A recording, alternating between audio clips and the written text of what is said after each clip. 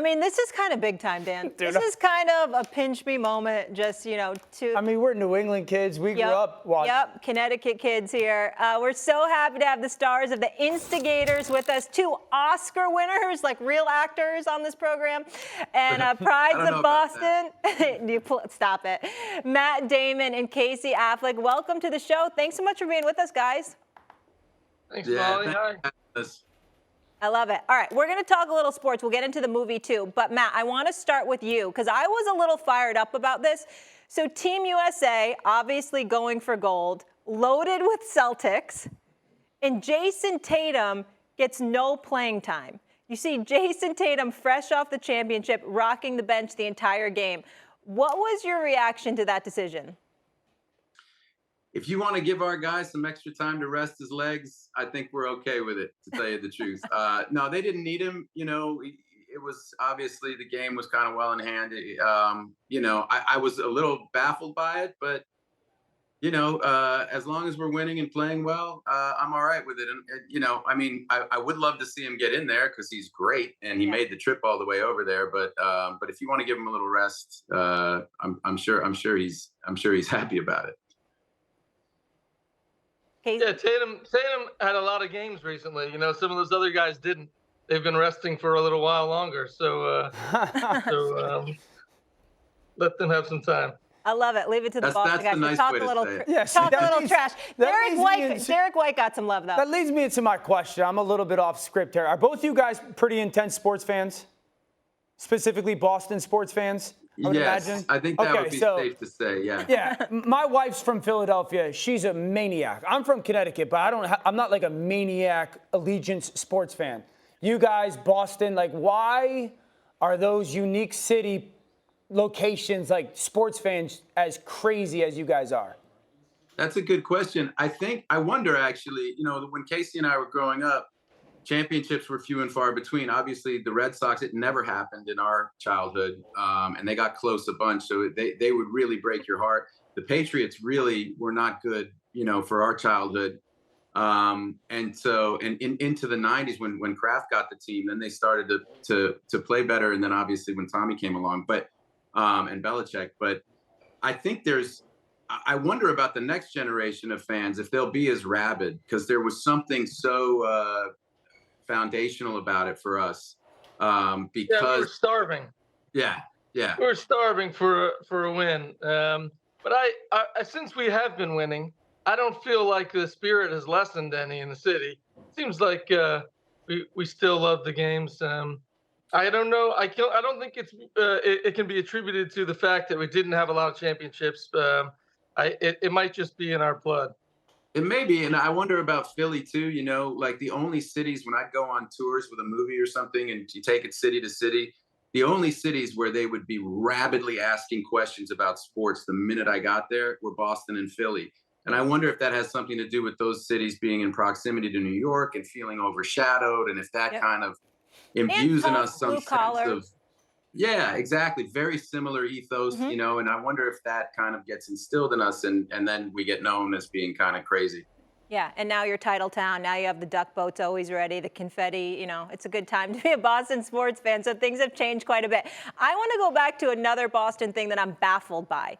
Bill Belichick, one of the most genius coaches ever, doesn't have a job in the NFL. One, Matt, do you find that baffling? And where do you think he should be coaching next? Oh, man, I don't know. Look, he's a historically great coach, probably the best to ever do it. And, I don't know where he'll end up. He's going to but I don't know. I think, that 20 some odd year run of just excellence. And I think it comes at a price, it's that whole mentality and to be that good at that high a level, like in that competitive a world for that long, you probably end up burning some bridges but I think there will be a reset. He's too talented to just go unemployed. I mean, he's the best to ever do it. So I'm sure he'll land on his feet. Did I just All right, mystify you with that No. answer? No. We didn't know if Casey was Casey was gonna going to jump in. Dan, why don't you get into the movie? I mean, that seems like a fair answer. Also, I think that maybe people feel like he has such a strong and unique style that taking him on means taking on a whole system, and they wonder like, is that what they want? I bet he'll end up somewhere. I don't think that we've seen the last of Bill Belichick. But Yeah, it's a speaking good of point, Philly, though. let me just say, I'm sorry to interrupt, Molly. I just want to say, I still wonder why he did not put Malcolm Butler into that game, because Tommy could not be stopped. He set the record for yards. He was just absolutely like, we just needed one stop. We didn't punt in the Super Bowl and we lost. You know what I mean? And we had Malcolm, who played 99% of the snaps, standing next to him with his helmet on. I always wondered what that was about. Not that that's why he doesn't coach there anymore. He just never gave an answer. I've always been curious about that. It's a great point. And you know who's always livid about that? And he's not a Boston fan at all, Stephen A. He always brings up that moment, yes, as a turning point for Bill Belichick. You got one, or? We'll get into movies. Yeah, I want to get into the movie because I can your never guys' find list of anything to movies watch. again. Like we grew up on your guys' movies. My kids actually, I have the 12-year-old triplets. They just sleepover did Tower Heist, Casey. So Matt, we've seen every one type of thing. How is this movie different or similar to some of the movies that you guys have done in the past? Well, I can say that maybe other than Tower Heist, I haven't gotten to do too many comedies. I don't know why. I always thought that I could be funny if they was given the right lines, but not many other people did. So I had to.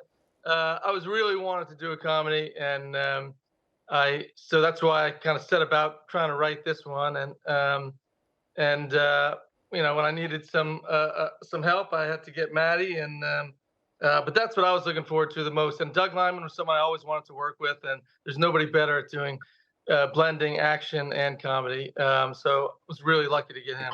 The tone of this one is really different from other stuff that we've done in Boston. I hadn't been back to Boston to work since The Departed, so it had been like 17 years. But we're pretty picky when we go back there. We don't want to repeat ourselves, but in the case of this, as Kay said, it's a comedy. It's an action comedy. It's a lot of fun, and it's fast. It's 90 minutes. Like that's kind of what we set out to do. What's the fastest, funnest version of a really entertaining movie that we can do set back home? I love that. We could all use a little levity. Casey, tell me this. What was it like to be back home and filming there? It was great. I mean, I love going back home. I go back all the time.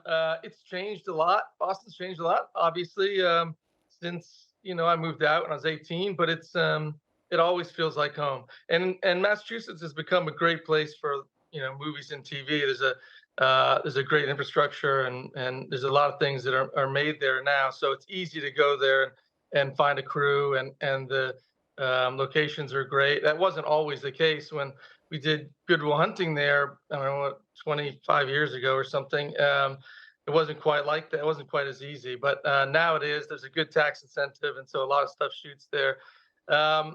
But it also used to be that everyone would show up. The first few movies I did in Boston, all your friends and family that come by the set every day. Now I couldn't even get my mom to come to the premiere. I think people are just kind of like, they're over it a little bit. And the city is sort of over it.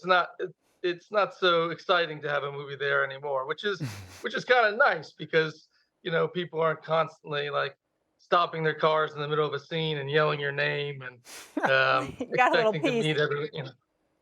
That's hilarious. Matt, I want to switch gears here, and then I'm told I have to let you go. So you've done a lot of heist movies, okay? Work with me on this question.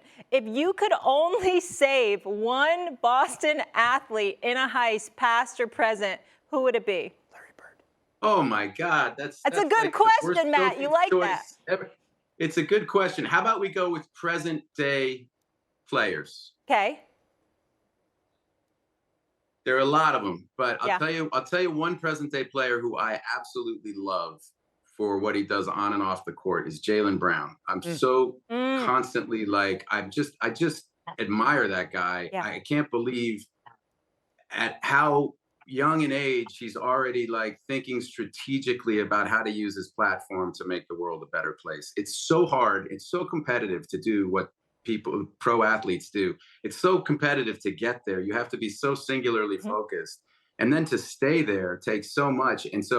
And we can relate as actors. There's similar, it's very competitive, it's very difficult, and it doesn't work out for most people. But to be already thinking instead of just thinking about how can I hold on to this station, and you've got to mind that store, because if you lose that, then you lose your platform and your impact, right? So he's got to be thinking in these two different ways, and he's thinking so comprehensively. He's obviously just a really conscientious guy, really, really smart guy, and I just admire him. He's a formidable man, and I'm really proud that he's playing in Boston. Yeah, absolutely. And he's been able to go out on a limb and still win finals MVP and continue to pay it forward and do so much for the community. That's a great answer. Okay, yes or no answer really quick. Casey, do you think that Patrick Mahomes ever catches Tom Brady as the GOAT? Woo! No. Great question. No? Matt? Oh. I mean, it depends on the criteria for the GOAT. No, go with your initial answer. I was thinking with no, but I'm just qualifying. No, the rules are much more favorable for quarterbacks than they were when Tommy started. He benefited later in his career. It's just that Tom had those 10 years where the Patriots were amazing, but they didn't win any Super Bowls. So if Patrick can stay healthy, he has a legit shot. You know, it's helped by the fact that Brady did beat him in the Super Bowl, so Mahomes will never be able to kind of overcome that little piece of the legacy. But he's unreal. He could win a lot. But I mean, for my money, he's never going to replace Tom. Again, one of the greatest guys you're ever going to meet in the sports world. Such a good person. Can't wait to see what he's doing from the broadcast booth next year. I think it's going to be another thing he's really, really good at. It's going to be epic. We're all going to be learning a lot. Casey, Matt, this was so much fun. Thank you guys so much for indulging in us. We really appreciate it.